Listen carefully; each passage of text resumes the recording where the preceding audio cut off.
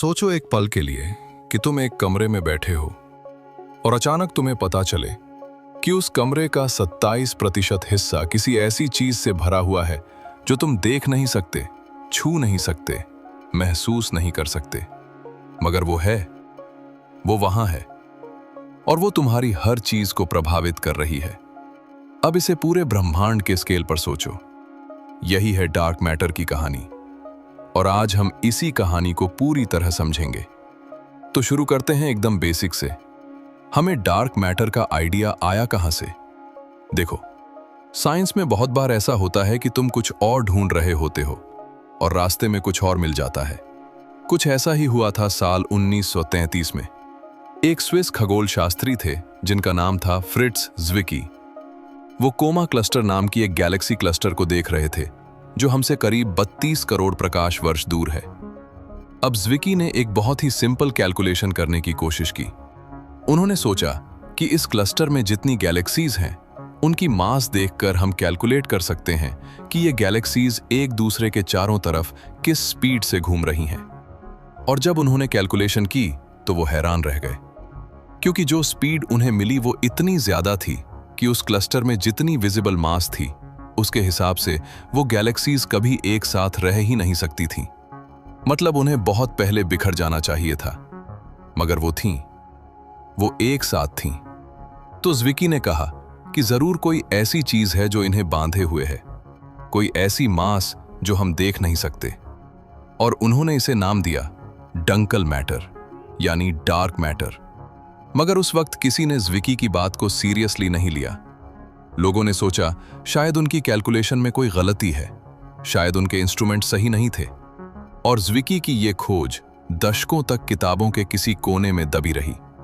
फिर आई साल 1970 की दशक और इस बार एक महिला वैज्ञानिक ने वो कर दिखाया जो ज़्विकी नहीं कर पाए थे। उनका नाम था वेरा रूबिन। और वेरा रूबिन की कहानी सुनने में जितनी साधारण लगती है, असल में वो उतनी ही एक्स्ट्राऑर्डिनरी है। वेरा रूबिन ने गैलेक्सीज के रोटेशन को बहुत ही डिटेल में स्टडी करना शुरू किया। अब तुम सोचो, जब हमारा सौरमंडल सूरज के चारों तरफ घूमता है तो जो प्लैनेट्स सूरज के सबसे करीब हैं, जैसे मर्क्यूरी, वो बहुत तेज घूमते हैं, और जो प्लैनेट्स सूरज से बहुत दूर हैं, जैसे नेपट्यून, वो बहुत धीरे घूमते हैं। ये बिल्कुल न्यूटन के ग्रेविटेशनल लॉज के हिसाब से सही है। तो वेरा रूबिन ने सोचा कि गैलेक्सीज में भी ऐसा ही होना चाहिए। जो स्टार्स गैलेक्सी के सेंटर के पास हैं वो तेज घूमेंगे और जो स्टार्स बाहरी किनारों पर हैं वो धीरे घूमेंगे। मगर जब वेरा रूबिन ने डेटा देखा तो उनके होश उड़ गए। गैलेक्सी के बाहरी स्टार्स उतनी ही स्पीड से घूम रहे थे जितनी स्पीड से सेंटर के स्टार्स घूम रहे थे। यह बिल्कुल गलत था। यह फिजिक्स के हर नियम को तोड़ रहा था। वेरा रूबिन ने सोचा शायद उनके मेजरमेंट्स में कोई गलती है। उन्होंने फिर से किया, फिर से वही रिजल्ट। उन्होंने दूसरी गैलेक्सी पर ट्राई किया, वही रिजल्ट। दर्जनों गैलेक्सीज, हर बार वही रिजल्ट। और तब वेरा रूबिन को समझ आया कि गलती उनकी मेजरमेंट्स में नहीं है, गलती हमारी समझ में है। इन गैलेक्सीज के बाहरी हिस्सों में कोई ऐसी इनविजिबल मास है जो इन स्टार्स को तेज घुमाए रख रही है। और यही था डार्क मैटर का सबसे पक्का सबूत। अब सवाल यह है कि डार्क मैटर है क्या चीज? और यही वो सवाल है जिसका जवाब आज भी पूरी तरह किसी के पास नहीं है। मगर हम जानते हैं कि ये क्या नहीं है। डार्क मैटर कोई ब्लैक होल नहीं है। डार्क मैटर कोई बुझा हुआ तारा नहीं है। डार्क मैटर कोई गैस क्लाउड नहीं है, क्योंकि इन सबको हम किसी न किसी तरह डिटेक्ट कर सकते हैं। डार्क मैटर किसी भी इलेक्ट्रोमैग्नेटिक रेडिएशन को न इमिट करता है, न एब्जॉर्ब करता है, न रिफ्लेक्ट करता है। मतलब इस पर लाइट का कोई असर ही नहीं होता। यह बिल्कुल ट्रांसपेरेंट है और इसीलिए इसे डार्क कहते हैं। अंधेरे की वजह से नहीं, बल्कि इसलिए कि यह इलेक्ट्रोमैग्नेटिक स्पेक्ट्रम पर कंप्लीटली इनविजिबल है। तो फिर हम जानते कैसे हैं कि यह है? इसका जवाब है ग्रेविटी। डार्क मैटर ग्रेविटी के थ्रू इंटरैक्ट करता है और ग्रेविटी के इफेक्ट्स को हम मेजर कर सकते हैं, जैसे वेरा रूबिन ने किया। और इसके अलावा एक और बहुत पावरफुल तरीका है जिसे हम ग्रेविटेशनल लेंसिंग कहते हैं।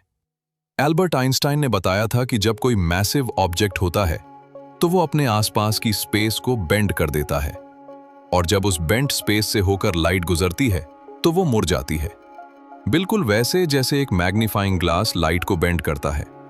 तो जब हम किसी दूर की गैलेक्सी को देखते हैं और उसके और हमारे बीच में कोई डार्क मैटर का बड़ा क्लस्टर होता है, तो वो उस दूर की गैलेक्सी की लाइट को बेंड कर देता है और हम उस गैलेक्सी को डिस्टॉर्टेड या मल्टीप्लाइड देखते हैं। इसे ग्रेविटेशनल लेंसिंग कहते हैं और ये डार्क मैटर के एग्जिस्टेंस का एक बहुत ही स्ट्रॉन्ग प्रूफ है। अब आते हैं सबसे इंटरेस्टिंग पार्ट पर। डार्क मैटर आखिर बना किस चीज से? इस सवाल का जवाब ढूंढने के लिए दुनिया भर के साइंटिस्ट ने कई थ्योरीज दी हैं। सबसे पॉपुलर थ्योरी है विम्प्स की, वीकली इंटरैक्टिंग मैसिव पार्टिकल्स। ये थियोरेटिकल पार्टिकल्स हैं जो मास तो रखते हैं मगर नॉर्मल मैटर के साथ बहुत कम इंटरैक्ट करते हैं। इन्हें डिटेक्ट करने के लिए दुनिया के सबसे गहरे अंडरग्राउंड लैब्स में एक्सपेरिमेंट्स चल रहे हैं, क्योंकि अंडरग्राउंड जाने पर कॉस्मिक रेडिएशन का नॉइज कम हो जाता है और अगर कोई विम्प किसी डिटेक्टर से टकराए तो उसे कैच किया जा सके। भारत में भी जादूगोड़ा माइंस में इस तरह का रिसर्च होता है। दूसरी थ्योरी है एक्शियंस की। एक्शियंस बहुत ही लाइटवेट थ्योरेटिकल पार्टिकल्स हैं जिन्हें ओरिजिनली एक बिल्कुल अलग फिजिक्स प्रॉब्लम को सॉल्व करने के लिए प्रपोज किया गया था, मगर बाद में साइंटिस्ट को लगा कि ये डार्क मैटर भी एक्सप्लेन कर सकते हैं। एक्शियंस इतने लाइटवेट होते हैं कि इन्हें डिटेक्ट करना विम्प्स से भी मुश्किल है। तीसरी थ्योरी है स्टेरिल न्यूट्रिनोज की। तुमने न्यूट्रिनोज के बारे में सुना होगा। ये सब एटॉमिक पार्टिकल्स होते हैं जो मैटर के साथ बहुत कम इंटरैक्ट करते हैं। हर सेकंड करोड़ों न्यूट्रिनो तुम्हारे शरीर से गुजर रहे हैं और तुम्हें पता भी नहीं चलता। स्टेराइल न्यूट्रिनोज इनका एक हाइपोथेटिकल वर्जन है जो और भी कम इंटरैक्ट करते हैं और कुछ साइंटिस्ट मानते हैं कि ये ही डार्क मैटर हो सकते हैं। मगर इन सब थियरीज में से अभी तक कोई भी प्रूव नहीं हुई है और यही डार्क मैटर की सबसे बड़ी मिस्ट्री है। हमारे पास इसके एग्जिस्टेंस के ढेर सारे इनडायरेक्ट प्रूफ्स हैं, मगर हमने आज तक डायरेक्टली एक भी डार्क मैटर पार्टिकल को डिटेक्ट नहीं किया है।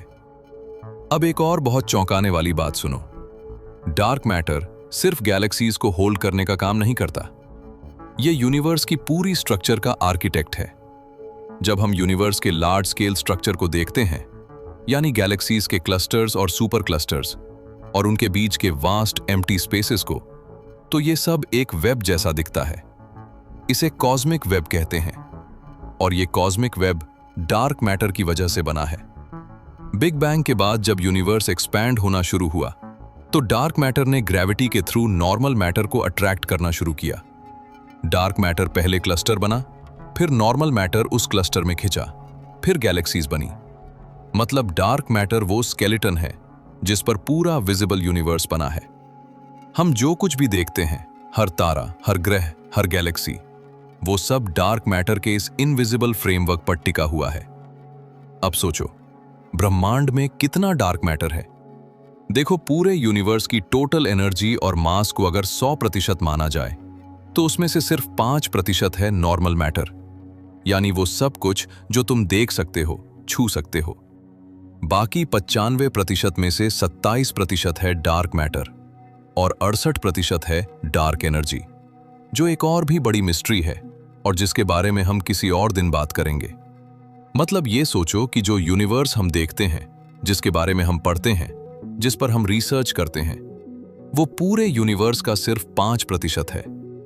बाकी 95% के बारे में हम एसेंशियली कुछ नहीं जानते। ये जितना हम्बलिंग है उतना ही एक्साइटिंग भी है। अब आते हैं उस हिस्से पर जो शायद सबसे ज्यादा तुम्हें सोचने पर मजबूर करेगा। अगर डार्क मैटर इतना ज्यादा है और हर जगह है, तो क्या ये हमारे आसपास भी है? हाँ, अभी इस वक्त जब तुम ये सुन रहे हो तो डार्क मैटर के पार्टिकल्स तुम्हारे शरीर से गुजर रहे हैं, हर सेकंड, बिना किसी इफेक्ट के। क्योंकि डार्क मैटर नॉर्मल मैटर के साथ इंटरैक्ट नहीं करता। ये तुम्हारे एटम्स के बीच से, तुम्हारे मॉलिक्यूल्स के बीच से सीधे निकल जाता है, बिल्कुल एक गोस्ट की तरह। हमारी पूरी पृथ्वी डार्क मैटर के इस ओशन में डूबी हुई है और हमें पता भी नहीं। और इसीलिए डार्क मैटर को डिटेक्ट करना इतना मुश्किल है। सर्न का लार्ज हैड्रॉन कोलाइडर इसे प्रोड्यूस करने की कोशिश कर रहा है। दुनिया की सबसे डीप अंडरग्राउंड लैब्स इसे कैच करने की कोशिश कर रही हैं। स्पेस टेलीस्कोप्स इसके ग्रेविटेशनल इफेक्ट्स को मैप कर रही हैं। एक्सियन डिटेक्टर्स, विम्प डिटेक्टर्स, डार्क फोटोन डिटेक्टर्स, हर तरफ से इस मिस्ट्री को सॉल्व करने की कोशिश हो रही है। और कुछ साल पहले एक बहुत इंटरेस्टिंग ऑब्जर्वेशन आई। एस्ट्रोनॉमर्स ने कुछ ऐसी गैलेक्सीज खोजी जिनमें डार्क मैटर बहुत कम था। इन्हें अल्ट्रा डिफ्यूज गैलेक्सीज कहते हैं। यह खोज इसलिए इंपॉर्टेंट थी क्योंकि इसने साबित किया कि डार्क मैटर और नॉर्मल मैटर दो अलग अलग चीजें हैं जो एक साथ रहती हैं मगर एक दूसरे से अलग भी हो सकती हैं। और इसने कुछ ऑल्टरनेटिव थियरीज को कमजोर किया जो कहती थीं कि डार्क मैटर कोई सेपरेट सब्सटेंस नहीं है बल्कि बस ग्रेविटी के लॉज में कोई मॉडिफिकेशन है। तो आज हम कहां खड़े हैं? लगभग 90 साल पहले फ्रिट्ज ज़्विकी ने एक कैलकुलेशन में एक अनोमली देखी थी। फिर वेरा रूबिन ने उसे प्रूव किया। फिर ग्रेविटेशनल लेंसिंग ने उसे और कंफर्म किया। फिर कॉस्मिक माइक्रोवेव बैकग्राउंड रेडिएशन के ऑब्जर्वेशंस ने उसे और पक्का किया। डार्क मैटर है, इसमें आज किसी सीरियस साइंटिस्ट को कोई डाउट नहीं है। मगर यह है क्या? ये अभी भी एक ओपन क्वेश्चन है। और ये ओपन क्वेश्चन सिर्फ फिजिक्स का नहीं है, ये हमारे एग्जिस्टेंस के बारे में एक फंडामेंटल सवाल है। क्योंकि अगर डार्क मैटर ना होता तो वो ग्रेविटेशनल स्कैफोल्ड ही ना बनती जिस पर गैलेक्सीज बनी। अगर गैलेक्सीज न बनती तो स्टार्स न बनते। अगर स्टार्स न बनते तो प्लैनेट्स न बनते। अगर प्लैनेट्स न बनते तो जिंदगी ना होती। मतलब जो इनविजिबल है, जो अननोन है, जिसे हम देख नहीं सकते, उसी ने हमें एग्जिस्ट करने का मौका दिया। डार्क मैटर ने ब्रह्मांड का वो ढांचा बनाया जिसमें हम सांस ले रहे हैं। और जब अगली बार तुम रात को आसमान की तरफ देखो तो याद रखना कि जो तुम देख रहे हो, वो तारे, वो गैलेक्सीज, वो रोशनी, ये सब उस विशाल इनविजिबल ओशन की सतह पर तैरते हुए छोटे छोटे टापू हैं। असली ब्रह्मांड वो है जो दिखता नहीं। और शायद यही साइंस की सबसे खूबसूरत बात है। जितना हम जानते हैं उससे कहीं ज्यादा हमें जानना बाकी है। दिमाग खुला रखो, दुनिया उससे कहीं बड़ी है जितना तुम सोचते हो। जय हिंद।